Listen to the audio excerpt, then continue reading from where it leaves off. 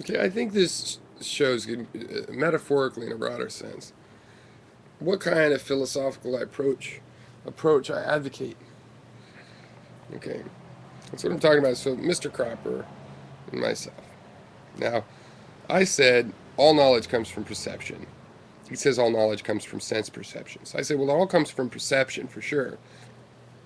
And truly, I'm a sense realist. I say I want all the sensible perceptions. I want all my most sound knowledge to come from my sense perceptions in some way.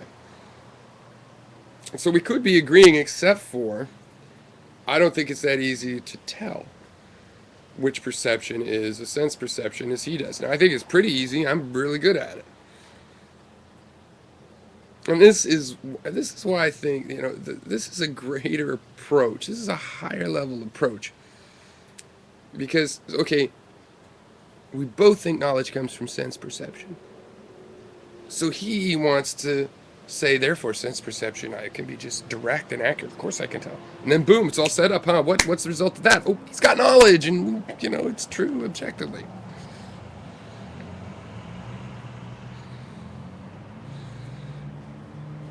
All right, that's not the approach I take to knowledge. To me, I say, okay, all knowledge is comes from perceptions. Okay, where perceptions are all the things you perceive, including in your dreams, including you think about something and you perceive there's a problem brewing, or all of these are perceptions. Okay, you could use another term, but I'm using that word for this broad sense of all of these images that come through the mind, right? It's distinct from the processing of those images. There's something in there that takes one image or multiple images and combines and turns and transforms. There's a transformer of some sort. Okay. So since I think that all knowledge comes from perceptions, but I also am the materialist and I think, well, material knowledge comes from sense perceptions. Or you could call them material perceptions. Do I have the motivation to say to, oh, well, therefore we can know? I could be pointing out, this is why it's all accurate. Look how this is good it is. And you could narrow it down and use induction. You could. Okay, but I don't focus on that. I focus on the fact that, okay, it can be difficult. It is not automatic. Okay. And it's not good enough for me. See, the problem here is that 99% of the time, if you are of sound mind and body, you can tell the difference between a sense perception or not. It can be a dark night and you see a ghost and right away you know it's an imaginary thing. Or you see a figure, you think, you look at it for a little bit, and you see, well, it's not moving. You see certain criteria about it, no, it's not. Getting towards the end of the 99%.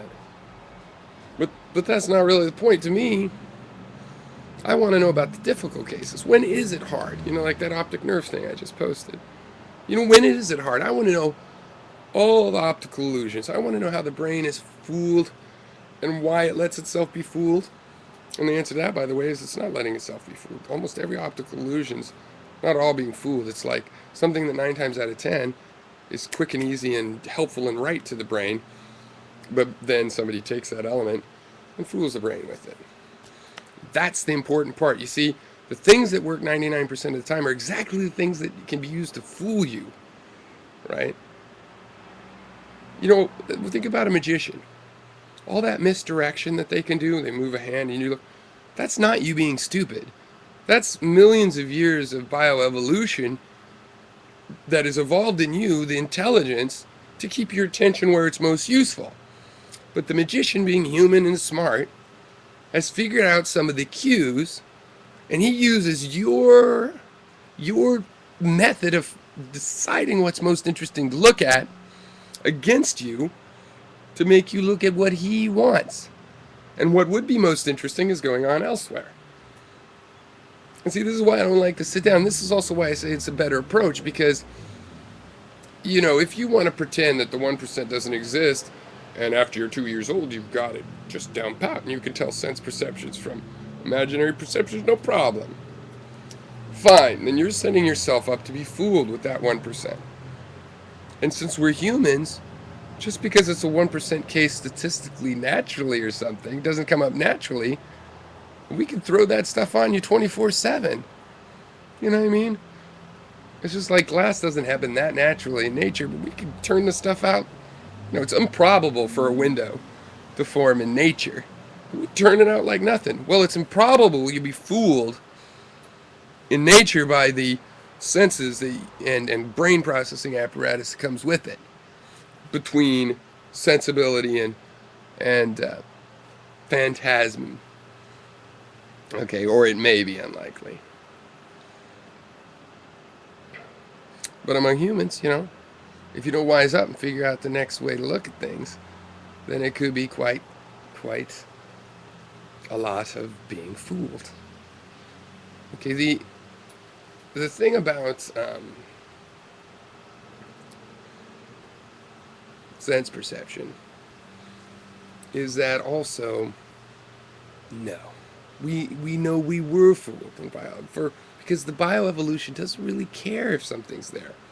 And the bioevolution didn't mind that we saw faces in the cloud. It didn't evolve us for a long time. Any reaction to that, it's like, no, it's not really there. Instead, we were like, our spiritual sense evolved with it. It's like, no, I'm seeing a spirit in the sky, and the tree has a face. Oh, and the spirit in the tree. And that went on and on and on. We're sorting through that with rationality. And we need to do that forever. We should never start with some premise that our senses never mislead us. Now, I like their answer mostly, where it's not misleading, it's giving you information. You got to figure out what it means, right? But if you think you can rely on the sense data absolutely, then you can't figure out what it means. And you know, just refer to that video with the blind spot. I mean, obviously,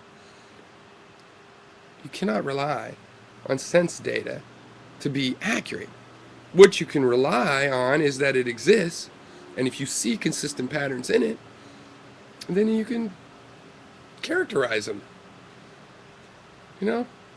It doesn't have to be that you know exactly which are the sense data. It has to be you do statistical analysis and data processing so that, you know, though that you tell enough of which is the sensible data, and those some that isn't sensible have gotten in there, you can limit its effects. And that's how this is all done. There's no, oh, I got the track to reality. You don't need that. It's quite enough to keep approximating and judging and doing error calculations and whatnot. All right, cheers.